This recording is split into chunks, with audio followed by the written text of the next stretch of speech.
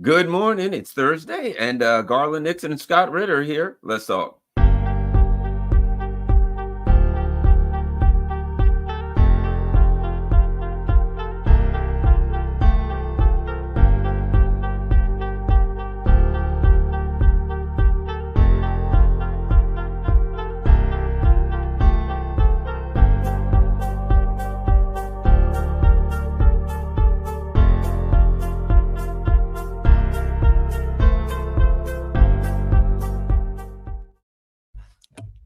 All right, hold on a second. Moving around a little bit here. No, I had to change my earplugs. The ones I had sounded like I was underwater. For God's sake. Okay, Scott Ritter. Let's start here. We're still standing by. Every so often there's a website I go El Mayadeen, right? And so now for the past week, every couple of hours I go look at it to see if what's happening. Has there been an Iran thing going on? I do recall that I think it was April when the Iranians responded to Israel. People forget it was 2 weeks. It was about 2 weeks before that happened. We can have 2 weeks. So there's no, people expected it to win 24 hours. I think a lot of preparations are being made. I hear there's even discussion that Iran has said, look, if you reach a ceasefire deal or something, we won't attack. A lot going on. Your thoughts of what's happening. And then there are those who are saying there's no way out of this Middle East conflict without a regional war, that it just ain't going to happen. At any rate, your thoughts on the Middle East, what's happening there in Gaza, Scott Ritter. Well, first of all, I'd like to point out that there already is a regional war. We have fighting in Gaza. We have fighting in the border between Israel and Hezbollah. The Houthi have executed a successful blockade of Israel, and Iran is at the head of an axis of resistance, which is dedicated to supporting the cause of Palestinian statehood. So we already have a regional conflict. So it'd be just a matter of turning the heat up on it. But this is important that we acknowledge that, because if we acknowledge there's already a regional conflict, that means that the participants in this conflict have strategic goals and objectives. And the strategic goal and objective, I believe, of the axis of resistance is to not only defend Hamas, but to have an outcome that results in the creation of a Palestinian state. That is the end game. And you do that by defeating Israel. There are multiple ways of defeating Israel. You can defeat Israel physically. That's a very difficult thing to do. Is whatever you think of Israel and the IDF, we can call them genocidal. They are. We can call them maniacal. They are. We can call them murderous. They are. They're well armed, and their air force is a very efficient air force, and they're not easy to beat. But Iran right now, the axis of resistance, is beating them, because Iran and the axis of resistance have defined conflict in a way that maximizes the weaknesses of Israel and maximizes the strength of the axis of resistance. What would play into Israel's hand is a general war. This is what the Israeli Air Force is ready to do. Now, I don't believe that they could prevail, but their Air Force is capable of launching punishing strikes.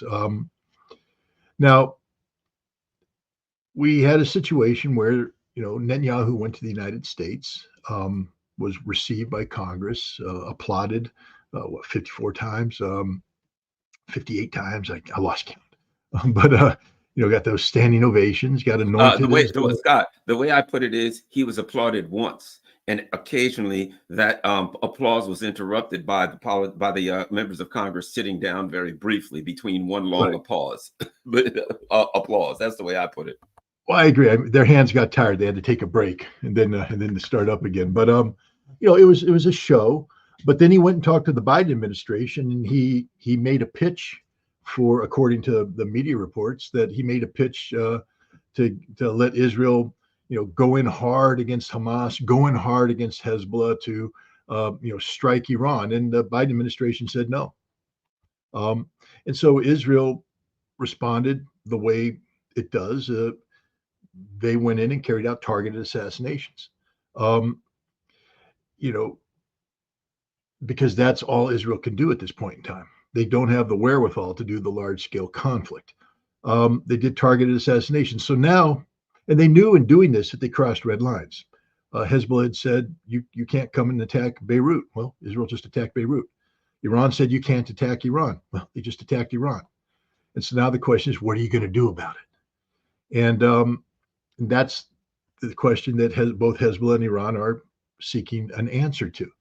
There's no doubt in my mind that there will have to be a response. There has to be, because otherwise the deterrence superiority that Iran established back in April is gone. And it's back to Israel, who now gets to attack anytime, any place, and get away with it. Iran has to send a signal that that isn't the case, that there will be consequences, serious consequences for these actions. Hezbollah has to say the same thing. But now let's put ourselves in Hassan Nasrallah's shoes. And I've had this conversation with many Middle East,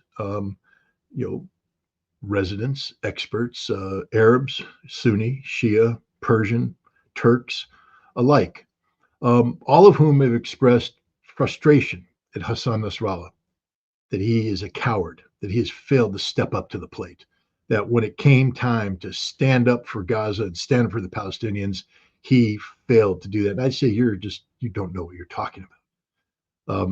Hamas is winning. Hamas is winning because they lured Israel into a trap of Hamas's own making. Come to Gaza, come to Gaza. Now you're in Gaza, and you're stuck in Gaza, and you're getting weaker and we're getting stronger. That's the trap. One of the reasons why Israel gets weaker, though, is that there's this war of attrition taking place on the northern border with Hezbollah, carefully managed by Nasrallah. The goal of Hezbollah isn't to divert attention away from Hamas, from Gaza, where the whole world is looking at the crimes of Israel, and say, oh no, look, Lebanon, a distraction. The goal is to wear the Israelis down, to create economic harm for Israel by compelling Israel to evacuate tens of thousands of civilians from northern Israel, who now have to live in refugee status.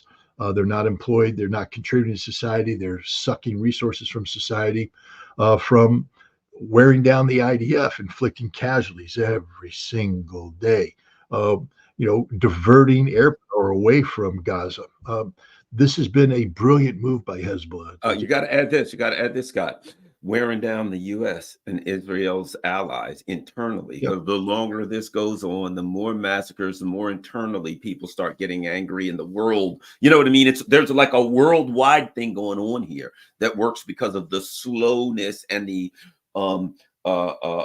viciousness of basically Israel and its allies.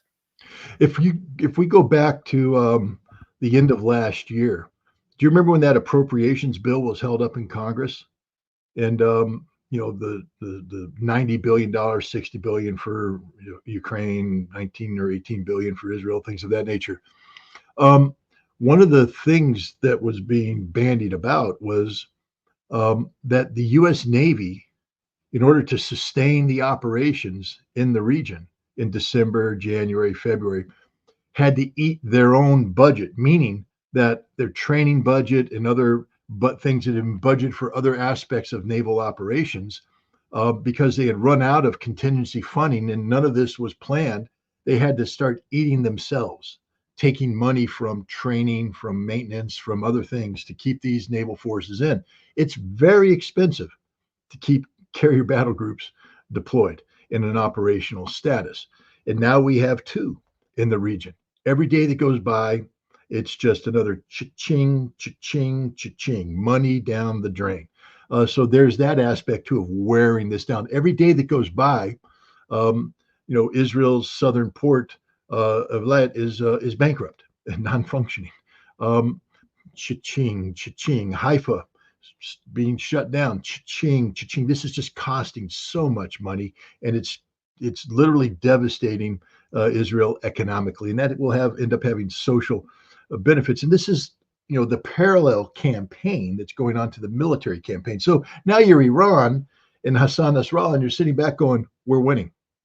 The whole world's talking about not just the nicety of a Palestinian state. Gee, we'd like to have a Palestinian state. The whole world is saying there not only needs to be a Palestinian state, but there must be a Palestinian state. This is a whole different dialogue than existed on October 6th. And that's because they're winning. Israel is losing, and Israel knows this. So now Israel does this provocation. Israel knows the calculations that are going on. Israel believes, Netanyahu's made the calculation that if Iran overreacts, that will not only give Israel the green light to strike, but the United States, Israel is hoping, will join with them. And now you can have that decisive battle. And once you start having a decisive battle, a genuinely existential struggle in Iran, where cities are being devastated, the gloves are, I mean, not that the gloves have been on, but it's over. That refugee camp that Israel bombs every day, killing 100 children here, 60 children there, it'll disappear. Literally disappear. Israel will go in, bulldoze it all down, kill everybody, and the world won't notice because there's this bigger war going on. As Beirut's suburbs are being collapsed and the Lebanese are being crushed by Israeli bombs, Israel will go into Gaza and bulldoze it down and bulldoze it complete, and nobody will care because there's a distraction. That's what happens if this thing expands, is that the cause of the Palestinian people gets eradicated. And then you now are looking at the axis of resistance with a strategic defeat. Iran is not in the business of going to war with Israel or the United States. Iran is in the business of establishing itself as a regional power, not military power, probably with the emphasis on economics and the leverage that brings geopolitically. In October, there's a meeting in Kazan, Russia, the Brics summit, and Iran will be participating. So too will Saudi Arabia. So too will, Turkey will be there. Other nations are going to be there. Venezuela now. Venezuela's coming. We'll be there. I think we know what that means. Game-changing meeting. This is a meeting where, everything we're talking, we forget that, India's Prime Minister Modi traveled to Moscow and embraced Putin. And Putin said, "You're coming to Brics too, right?" And he went, "Oh, yeah." So this is the meeting where the big three, the new big three, not Churchill, Roosevelt, Stalin, but Putin, Xi, and Modi, the biggest three in the world, are going to be sitting down talking about, the transition from American hegemony to global multipolarity. That's the conversation everybody wants. Nobody wants the conversation of Iran has attacked Israel. Israel now has responded by dropping a low-yield nuclear weapon on Iran's Firdos underground enrichment facility. Now the world's enraged about nuclear. And that literally makes Brics go away. Nobody will be focused on that. So in Russia, is picking up the phone saying, "Don't screw this up. Don't screw." That's why Russia immediately started deploying S-400 systems to Iran. Immediately deployed the most advanced electronic warfare, the most advanced radar systems there, got them in there. On the one hand, it tells Iran, if Israel attacks, we're going to make sure that you're ready to repel borders. But on the other hand, it bought time. Hey, you don't want to retaliate because if Israel responds, you don't have the S-400s up and running yet. You don't have the systems we're giving you up and running yet. We need time to get them installed, up and running. And during that time, you can impress on them that, you were embarrassed. There's no doubt about it. The Israelis embarrassed the hell out of both Hassan Nasrallah and Iran. It's humiliating to have the Israelis go into your backyard and pop off people like this. Humiliating. And what happens when you are humiliated, you get angry and you tend to have rash responses. But over time, you can calm down, you can reflect on your strategic objectives, and you can come up with a response. And over time, other nations will reflect on the enormity of what Israel has done. Now, I don't trust the Jerusalem Post, but, they had an interesting headline yesterday that the United States has transferred to Iran the names of the Mossad agents responsible for the assassination. Now, as an intelligence professional, I just find that scenario to be absurd in the extreme, because it cuts both ways. Then we start betraying Mossad, they'll start betraying the CIA, and then we're in a betrayal game. So I don't believe. But the point is, the fact that that even can be considered shows you how upset the United States is over what Israel has done, and the fact that the United States doesn't want a larger war. And so as a result, you have everybody working to look for a solution to this problem. And I think that's what's happening here. I can't speak for the Iranians. There's a lot of anger. And maybe one morning we're going to wake up and find that they fired 1,500 missiles at the same time to obliterate the totality of Haifa and the military bases around Haifa. Maybe. But the fact that they haven't done that yet has me thinking that maybe they're looking at something else, a more targeted response, a response that's proportional to what had been done to them, a response that doesn't automatically engender an Israeli reaction. One Um, other thing, the leverage of a potential response in negotiations. The U.S., here we are, 60 days before an election, right? Man, if a regional war starts out and Straits of Hormuz are closed and gas is $20 a gallon, the Biden administration knows they're done. They're they're done. finished. They're going to get completely wiped out. The whole Democratic Party will get wiped out. They know that. So there's also significant diplomatic leverage in the potential to say, but Joe Biden, I can finish you, Kamala Harris, and all of you guys that quick. Is that what you really want? Yeah, here's the problem, Garland, that you and I face is we're Americans and we speak to an audience that's primarily American, and we don't do diplomacy. America doesn't do diplomacy. If we do, it's a civilian standing there with a big military gun behind them. But we do that. We do the military. We send carrier battle groups. We send $18 billion worth of F-15s. We send munitions. That's how we interact. China sends infrastructure development teams. China builds ports. We send bombs. That's all we know how to do. We don't know how to do anything else. We're a fundamentally dysfunctional nation. And so that's the response that most Americans say, well, that's what needs to happen. Iran needs to behave like we would behave. We must bomb. We must bomb. But the rest of the world actually practices diplomacy. The rest of the world actually isn't addicted to war like America is. And Iran is not addicted to war. Iran has every vested interest in avoiding a major conflict with Israel, with Saudi Arabia, because it could lead to a rupture. China has successfully negotiated rapprochement between those two nations, but a regional war with Israel could lead to, spin-off regional conflicts. And Iran just doesn't want to do that. The attack that Israel did on Tehran to assassinate the Hamas leader was an embarrassment, but it didn't represent an existential threat to Iran. A regional war, a general war with Israel, represents an existential threat to Iran.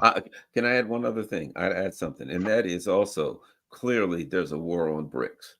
The U.S. and its allies are horrified of what's happening with Brics. And now they know Venezuela's coming in right on their back door, right? In the same way that militarily, the U.S. creeps up to your door militarily, Brics is creeping up to their door economically. And they know Venezuela has all that oil. If Venezuela gets on track economically, it will be an economic powerhouse it will be the equivalent of Iran as a powerhouse in the Middle East. Venezuela has the potential to be a serious regional power. And they also know this. They had PetroCaribe last time. They were giving Haiti and helping other Nicaragua, other countries that Cuba, that the U.S. didn't like. So Venezuela becomes a powerhouse. It's going to start sharing the love with some of the other adversaries, and it will extremely weaken the U.S.'s Monroe Doctrine grip on the hemisphere. Yeah, look. And I think that's part of the Brics plan, to be honest. Brics is still very much a theory that's trying to transition into reality. The war in Ukraine and the resulting divide between the collective West and the global South with Russia and China, that was supposed to, that divide, that division, that split was supposed to take longer, supposed to happen more naturally. But the Ukraine conflict caused that to accelerate and exaggerate.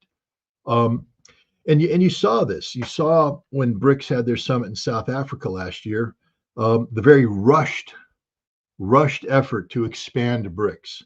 That was not, I think, the model of expansion that BRICS was normally looking for, but the world saw the threat of American hegemony manifest itself in a major conflict in Ukraine and recognized that if left unchecked, you were going to have a similar conflict probably in Taiwan against China and elsewhere, that, America equals war. But you can't just oppose America. You have to have an alternative to America. And BRICS is that alternative, but it was still very much an immature concept. There was no talk of, what BRICS, you know, what the framework of BRICS would look like. With the G7, for instance, they have an entire system in place.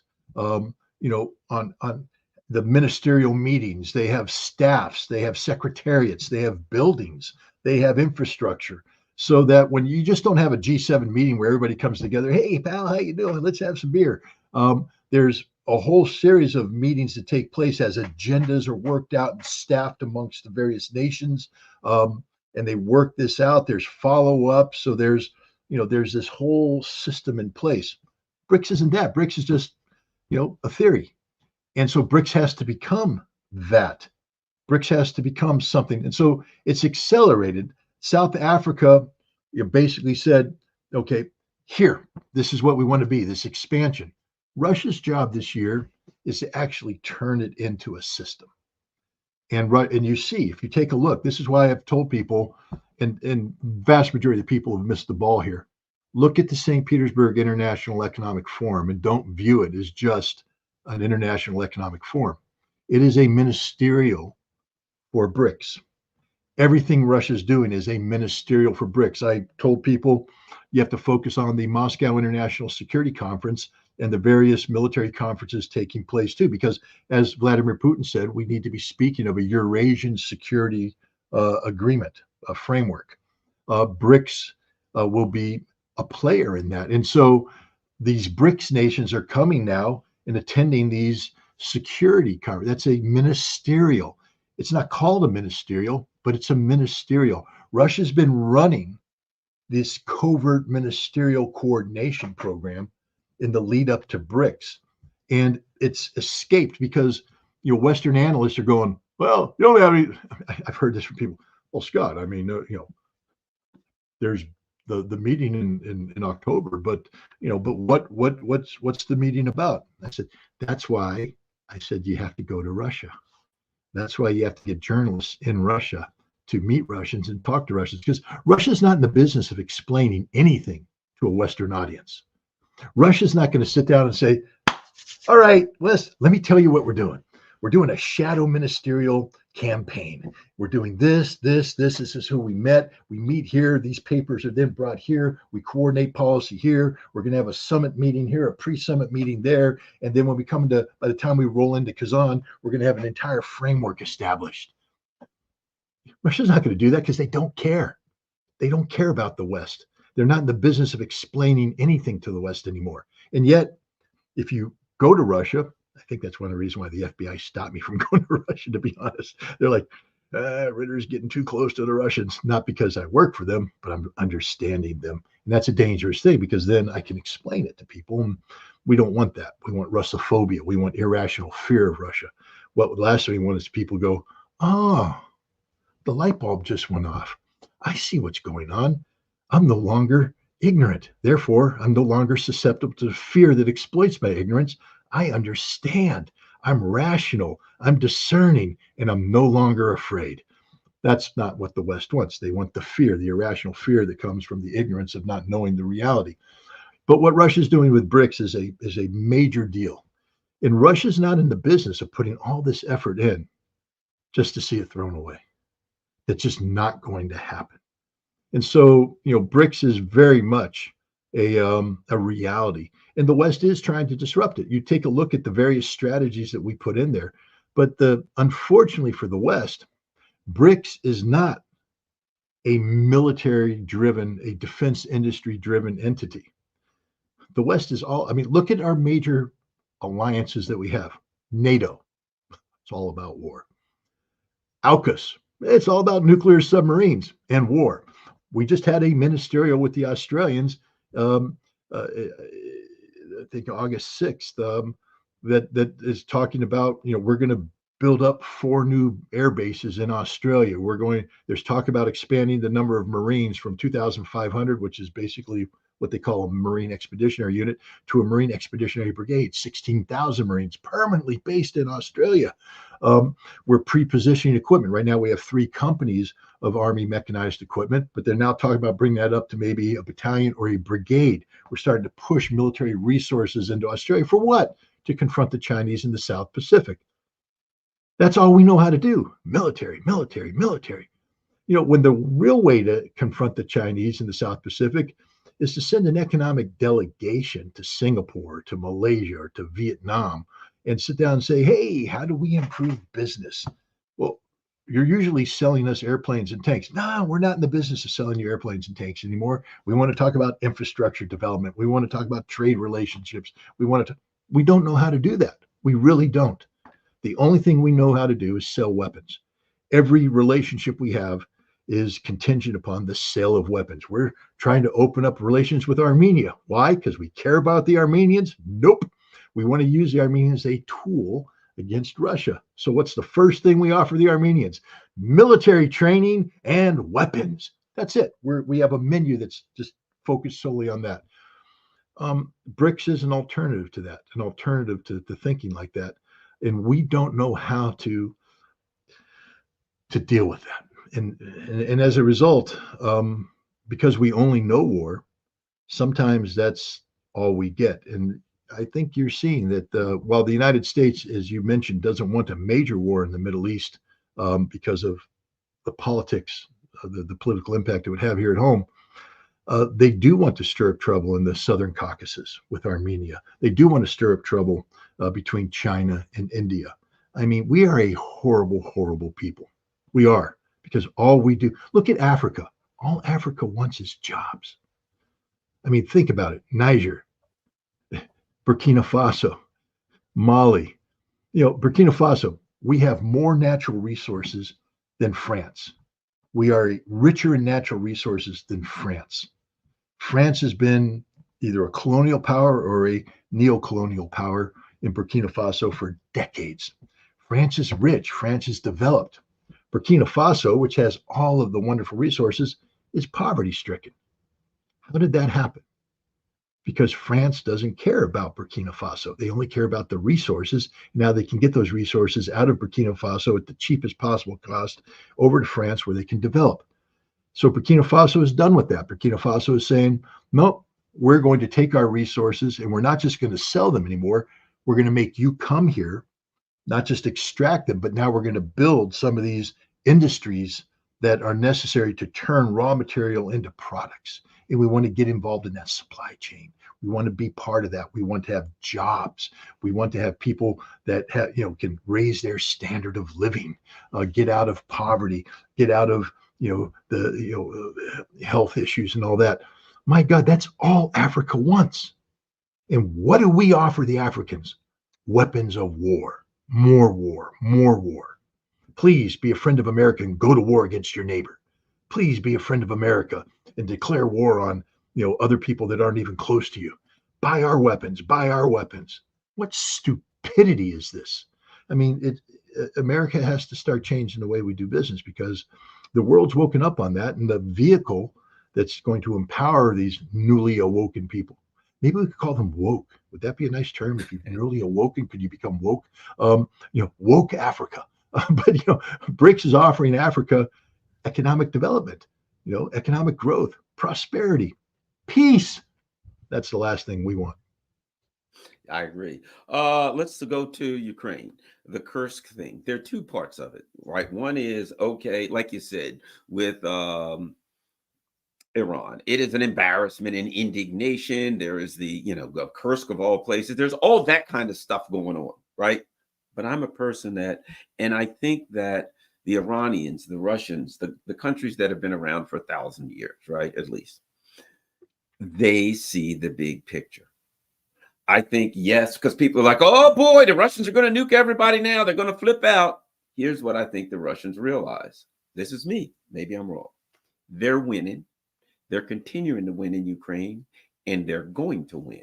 And even this is militarily, it's very stupid for Ukraine because they're just wasting a bunch of troops, just throwing them away that they could use for reserves in other areas.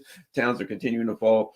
I think the Russians will respond in some way, blow up some, maybe power plants or something like that. I don't think it's good. Will it push their resolve? Will it make them say, okay, the end game has to be this and that? But I don't think the Russians are going to flip out like what the U.S. would want and do something over the top. I think they're going to maintain course and speed. But they're going to say, okay, well, if you guys are playing that game, that means Odessa, this, that, the whole Ukraine has to fall. We're not talking with them now. Zelensky, all of those people were coming to Kiev. I think those kind of things, the ultimate resolution may adjust. But I think they understand. You can go to World War II and you can say, well, on this particular date, the Russians took a bloody nose. On this particular date, they lost a city. On this particular date, they lost a garrison, a brigade, or whatever. But in the end, they won. And all of the discussion about who got in a good punch in the first, second round, at the end of the fight, there's one person laying on the mat and one person still standing. And I think that these long-term civilizations see that at the end of the fight, what matters is who's laying on the mat looking for their mouthpiece and who's still standing. Anyway, your thoughts on all of that, Scott Ritter? Well, let's just start off again. Let's go to the beginning. When Russia initiated this military action in February of 2022, they didn't call it a war. They called it a special military operation because it's not war. And it's been pointed out over and over again. Lindsey Graham wouldn't have been able to take a train from Poland to Kiev if there was a war. He wouldn't have been able to meet with Ukrainian officials in their fancy parliament buildings or government because they wouldn't exist. Ukrainians wouldn't be able to have parties every night and eat at fine restaurants because none of that would exist. There wouldn't be bridges. There wouldn't be railroads. There wouldn't be anything. It would all be gone because that's what happens when you go to war. I know. I helped plan and execute the strategic air campaign against Iraq in 1991. I know what the objectives were. I know what we did. I know why we bombed the sites. And it's horrible, the damage that was done. And this was targeted. It wasn't, it wasn't designed to be indiscriminate. It was a very discriminate use of military force, but in a devastating way that did a tremendous amount of harm. As a weapons inspector in the years after that war, we had to cross rivers on pontoon bridges because we had dropped the major spans. Iraq eventually rebuilt these bridges, but that took time. It took time to get power stations back up and running. It took time to get everything back up and running because they were all destroyed because we were at war with Iraq. Russia's not at war with Ukraine, not at all. It's a special military operation. And there's pluses and there's minuses on that. I think one of the problems with the special military operation, Russia is a nation that is beset with corruption. We know that. We see the arrests that are taking place in the Ministry of Defense. The Ministry of Defense for many years has served as a source of illegitimate income for a whole bunch of people. While Vladimir Putin legitimately was working, because remember what he inherited from Boris Yeltsin, a totally broken Russian military, totally broken. And Vladimir Putin had to get the military back up on its feet, win a war. People forget the Chechen conflict. He had to win a war, which he won, confront an expanding NATO, which he did, deal with Ukrainian nationalists who were trying to seize Crimea and all that, which he did, and deal with a conflict in Ukraine, which he did. He built this military, but at the same time, you have this extraordinarily corrupt system that you can't clean all at once. And as you start pouring money, investing money into a corrupt system, the corruption leaches money away. That's why when Russia sought to mobilize 300,000 men, there were some districts where everything worked great because they did what they were supposed to do. They received money, they bought uniforms, they had the uniforms stacked, they were ready. They had training grounds that were maintained. The recruits came in, properly briefed, properly trained. Boom. Other places, people showed up. There was no uniforms. There was no nothing. The training grounds were non-functioning. They had to go in and pull out rusty weapons that didn't work. And Russia quickly realized that they had a corruption problem. So they arrested people. They cleaned that up. They fixed that. But they still have a corruption problem. They're arresting people left and right in the Ministry of Defense. So they're dealing with that still. So there's inefficiencies, and there's people who are lying to the leadership, et cetera. And because it's not a war, too, you can hyper motivate certain segments of Russian society. Defense industry, for one. I mean, chugging along on all cylinders with great attention. People are focused. There's no corruption right now in defense industry because there's too much attention on it. They're trying to get the biggest bang out of the dollar. So they're out there cranking out things, moving things, building tanks, repairing tanks, building aircraft, building missiles, all that coming in. But the nation isn't at war. When I was in Russia and I traveled to the new territories, we drove from Moscow down through Voronezh down to Rostov-on-Don. That's not a nation at war. Yes, on occasion you saw some military transports and stuff, but Russia's not a nation at war. Russia's a nation at peace.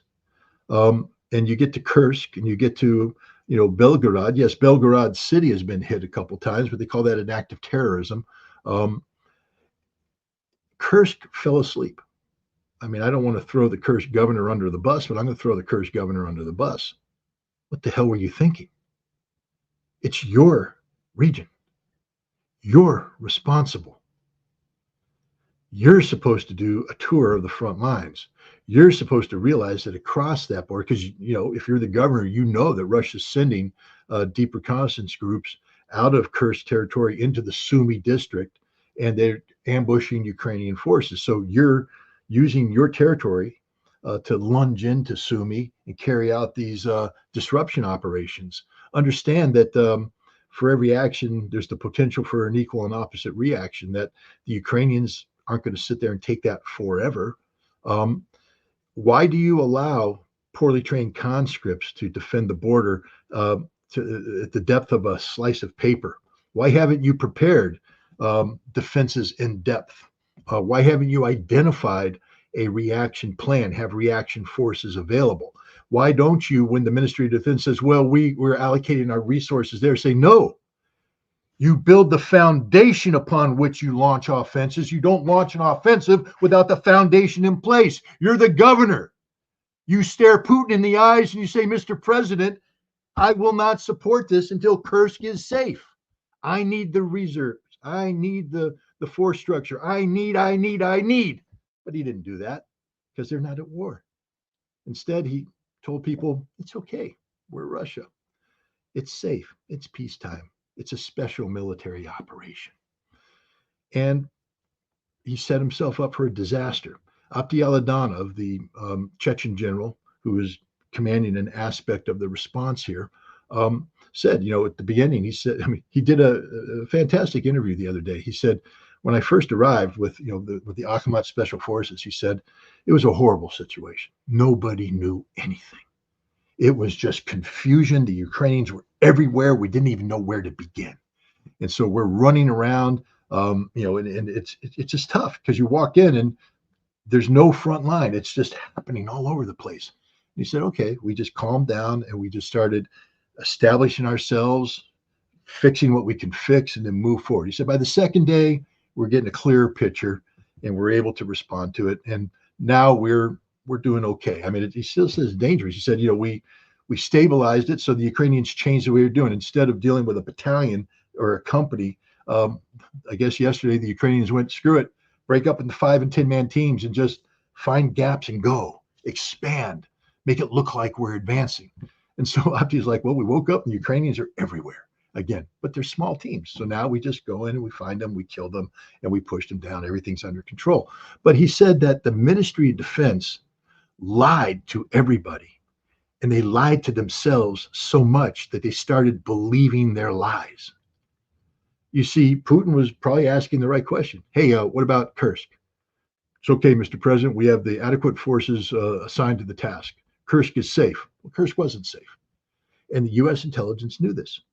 U.S. intelligence was looking at this, and they had taken these reserves that Ukraine had been building up and preparing. The other thing Opti said is that these Ukrainians that came in, first of all, they're Poles, they're French, they're Americans. There's some Ukrainians, but it's an international force. You remember the British provided the Challenger tanks? And then that one Challenger got hit and they went, oh, you can't put the Challengers on the front lines. The Challenger tanks are in Kursk. Remember all those M1s that the Ukrainians got, and then a couple of them got destroyed. So you can't put the M1s on the front line. They're all in Kursk. All the Bradleys are in Kursk. All the Strykers are in Kursk. Everything that we provided them is in Kursk now. But it's not just the weapons. It's a systemic way of fighting. The troops there have adapted and been trained to and equipped to do the total spectrum dominance concept of war. Intelligence is being fed to the troops real time. They have all the computer interfaces. Starlink plays a big role in this. They're receiving the intelligence, and the Ukrainian operations are being assisted by real-time artificial intelligence that looks at the Russian disposition, predicts Russian reactions, locates weaknesses so that the Ukrainians are inside the Russian decision-making cycle. The observe, orient, decide, act, the OODA loop, Ukraine is spinning it quicker than the Russians are. And so the Russians are reacting to the Ukrainians. The Ukrainians aren't reacting to the Russians. And they said this is a whole different way of fighting a war. This is completely different than what the Ukrainians did in the 2023 summer offensive against Robotyno and Tokmat and in that direction towards to Melitopol. This is a completely different approach. This is a NATO army.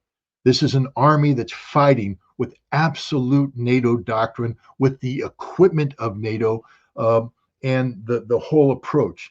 Real-time connectivity, communications, advanced communications, new drones. The other thing that the Russians are saying is that they're bringing in drones that are designed to shoot down helicopters. It's not that they modified. They're bringing in fast drones. They're bringing in drones that use AI. They brought it all into Kursk. This isn't a minor thing. When people say, well, it's just a diversion. No, this is a major offensive by the Ukrainians that was designed to capture the Kursk nuclear power plant. That was the goal, to go in and capture that, to defeat the Russians, to take advantage of the fact that the Russians have no forces there, and in doing so, compel the Russians to halt their offensive in the Donbass and divert reserves. Then that would, come up and be compelled to respond. That was the goal. Now, the Russians are pretty good at reacting. And the Russians, the fact that I know this is because the Russians are telling me this. They're telling me this because they've captured the equipment. They're interrogating the Ukrainian commanders. They know they have the Starlink system. They have the satellite download receivers. They have the communications equipment. They have the plan, the communications plan. They have everything. And they're looking at it going, holy cow, how do we respond to this? And they have teams that come in and review this, and they come up with the tactics that night. They say, okay, try this. It may not work. They go out the next day, didn't work. Okay, try this. May not work, but oh, hey, that worked. Okay, tell everybody that's how we stop this. And slowly but surely, they're putting together the response tactics, the response procedures to bring this thing to an end. They had to bring in troops. The Akhmat Special Forces were a strategic reserve. They were brought in. They diverted the 810th Marine brigade from Zaporizhia. They had to bring that in. They brought in the 2nd Special Forces Brigade.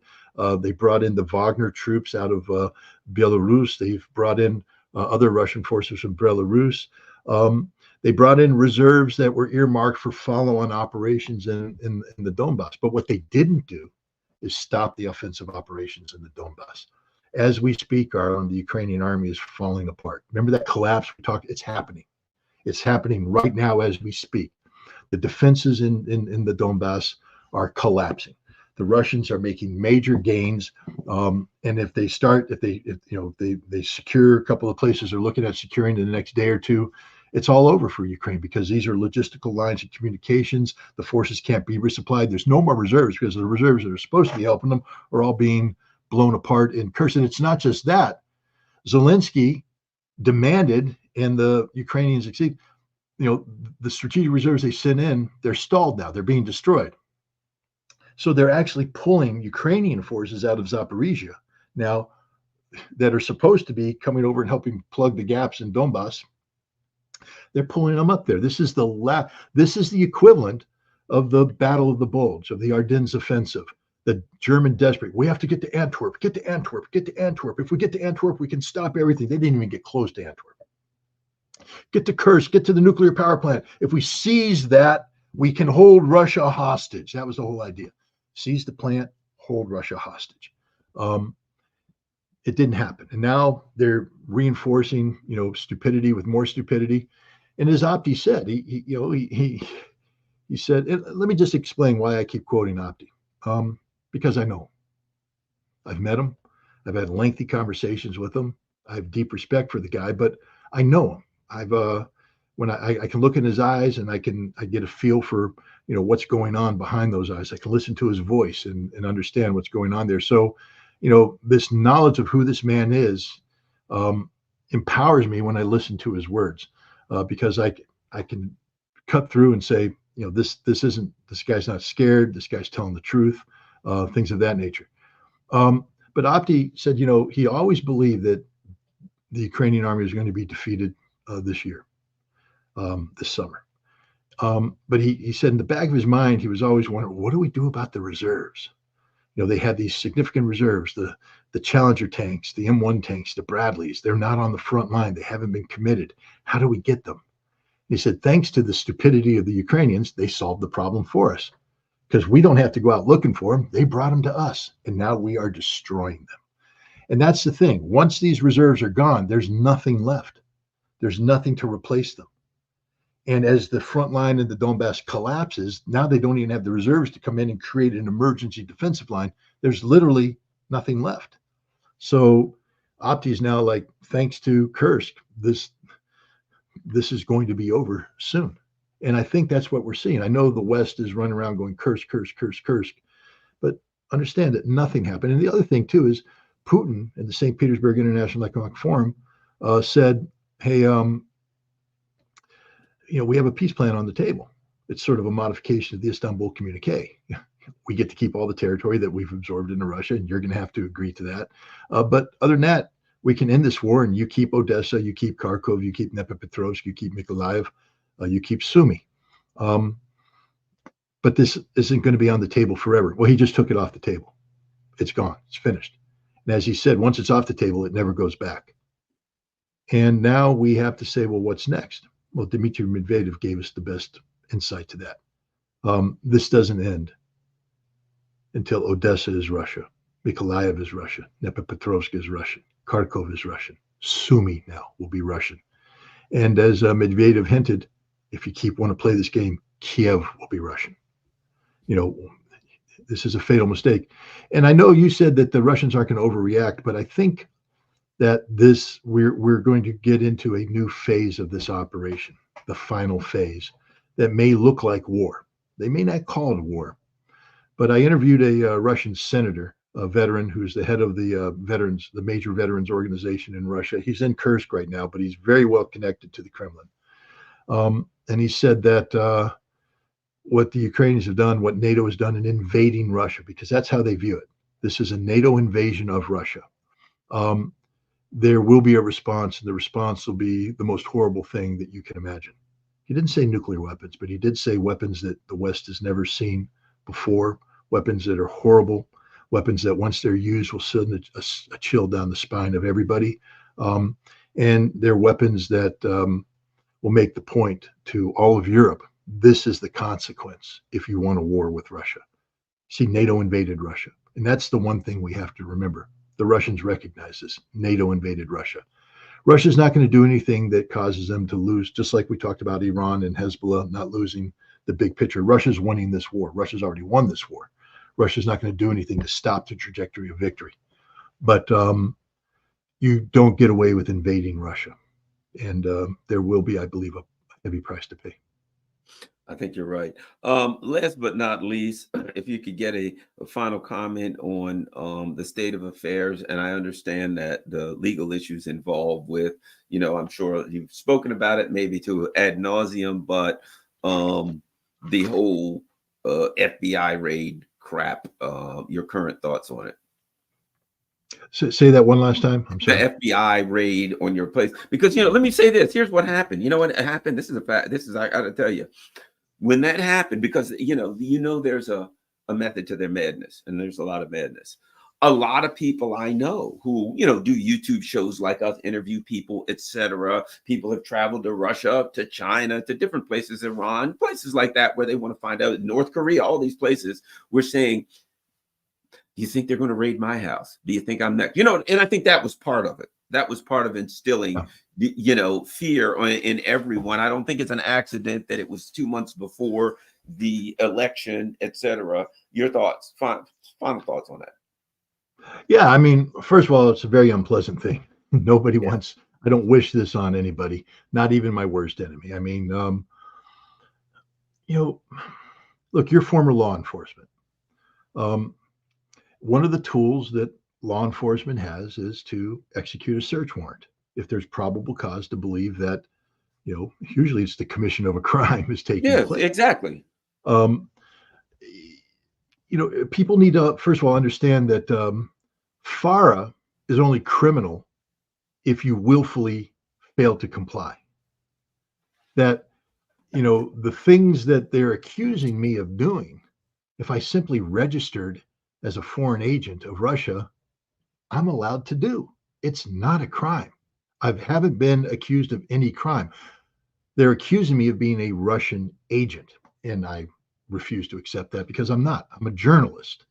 What the FBI, what the Department of Justice is trying to do is put a freeze on free speech. You see, the fact that I went to the Russian embassy, talked with Russian diplomats about Russophobia, took information from them and incorporated into an article, which I then subsequently published, identifying the source. That makes me an agent of Russia. No, it doesn't. It makes me a journalist. I went to the embassy. I'm the one who said, I want to come there. I'm the one who set the terms of the meeting. I'm the one who collected the information. I'm the one who decided how to use it. In order to be a foreign agent, you have to be under the direction or control of the government in question. But what they're trying to say is the mere fact that I had conversations with the Russians, this means that they're controlling me, they're directing me. And this is absurd. And they only had that one incident. It took place, I think, February 21st of 2023. They're saying, that's it. That makes you a Russian agent. I said, you're hiring a kite. I didn't say hiring a kite, but I said, you guys are so wrong on this one. It's just absurd. And I think by the time I finished explaining to them what happened, they were like, but that's why they had to execute the search warrant. Because if that had been as cut and dry as they say it was, all the fair enforcement unit would have done is sent me a letter of inquiry. Because if they know they got you, then they send you a letter of inquiry that says, this is what we're worried about, and we need you to respond to this. And then they come back with I forget what the next thing is, but it basically says you have to register. Now you can fight that in court, but generally speaking, the FARA regulations are so broadly written. I mean, literally, you do anything with a foreign government, it can be interpreted as a foreign agent. They can spin just about anything, but it does provide exceptions for the press and journalists, but apparently not. And that's what this is. This is a frontal assault on free speech. This is a frontal assault on the free press. Everybody who does podcasts, you, Judge Napolitano, the whole, you need to be worried, because if you've ever traveled abroad, if you've ever gone and talked to how do you cover Venezuela without going to Venezuela and talking I to the went to Venezuela? Venezuela. Yeah, I but went to that they're Venezuela gonna as an election observer, and the government takes you all over. They show you everything you're right. doing. But You see, come back and you you say, traveled "This in a is what car I provided saw." by the Ukraine. You traveled in a car provided by the Venezuelan government. You spoke to a Venezuelan official. That Venezuelan official gave you information that you then talked about as part of your journalism. You're under the direction and control of Venezuelans. You have to register as a foreign agent. It's the absurdity of the line of thinking right now, and that's what's taking place. Somehow the FBI didn't want to believe that it was what it was. They started imagining secret relationships, secret communication. So they came in and they seized all my electronics.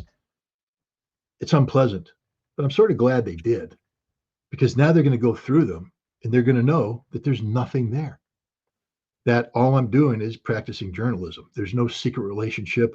There's no, secret gifts. There's no secret money. There's nothing, nothing. Nothing I did is against the law.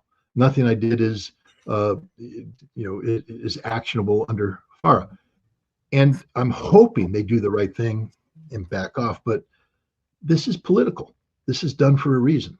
And so I don't see them just saying, "Oh, oops." So who knows where this is going to go, and how this is. Well, I know how it's going to end. It's going to end in this is an existential fight. I try to tell people, I am a Marine at heart. I know I'm old. I know I'm getting a little fat. And I'm not as quick as I was. I get tired at the end of the day. My knees hurt, but I'm still a Marine. And in the Marine Corps, we have a tradition that's based upon the history. And there's, the Frozen Chosen, the Battle of the Chosen Reservoir. There's a Marine Rifle Company that was told you have to go up on that hill line and you have to hold off the Chinese as they attack, so that bridge stays open so all the other Marines can get across. And the company commander went up there, took his rifle, put the bayonet on the rifle, put the rifle in the ground, and says, "This company fights and dies here today, now. We don't retreat. This is it, the existential struggle of our lives. If we fail, our Marines die." That's my tradition. This is an issue I'm going to fight and die on. I am not backing away on this one. I am a journalist. And if I surrender on this issue, I let my fellow journalists, I open them up for failure. This is the existential fight of freedom of speech, the existential struggle for a free press. And if you're a journalist out there and you don't understand this, then you're not a journalist. You're a propagandist. You're something. To be a journalist, you cannot allow the Federal Bureau of Investigation or the Department of Justice to define what journalism is. They don't have any right whatsoever to do that. Free speech is about the governed holding the governors accountable. That means that the FBI, part of the governing class, is held accountable by people like me. That means that the people who promulgate foreign policy and national security policy are held accountable by people like me. A press does not automatically fall in line with the dictates of government. The press is supposed to challenge the government. Hugo Black said so in his concurring opinion, New York Times, the United States versus New York Times, the Pentagon Papers, where they tried to block the publication of the Pentagon Papers. This is the existential struggle of our time when it comes to free speech and a free press. They cannot be allowed to get away with this. And because if they do, then you're next, Garland. Oh yeah. And anybody They'll just everybody shut down. That's it. Game, set, and match. So yeah, I'm with you there. Well, all right. Thanks a lot, Scott. I mean, look what they're doing. Recently, Musk goes to interview Trump, and just before that happened, the EU sends him a letter. Oh yeah, there could possibly be something said that's false, and just threatening letters to say, look, we've got narratives. And if you push back against the narrative, I don't care if you're interviewed, particularly if you're interviewing a person who's potentially could be the president of the United States. We got to get that. So, all right. Thanks a lot, Scott. Don't forget, everybody, go to scottritterextra.com. Scott Ritter. Well, just thinking, is it still extra? Or No, just it's just scottritter.com. We Okay, simplified it. good. You can just go to Scott. Let's make it even easier. ScottRitter.com. That's where you can find all Scott's work. And don't forget, it's very important that you contribute while you're there. You help keep all of Scott's good work going. So go to ScottRitter.com and make sure you also share this on all your social media networks, your social media accounts, and share ScottRitter.com on all your social media accounts. And when you put up ScottRitter.com, make sure you put when they get to that. So we want to all try to get a lot of people together. We're going to try to donate, allow Scott to continue to do his good work and to fight the powers that be, as Public Enemy said. Thanks a lot, everybody. Have a nice day. But share this. Make sure you share this on all your social media accounts. We're out.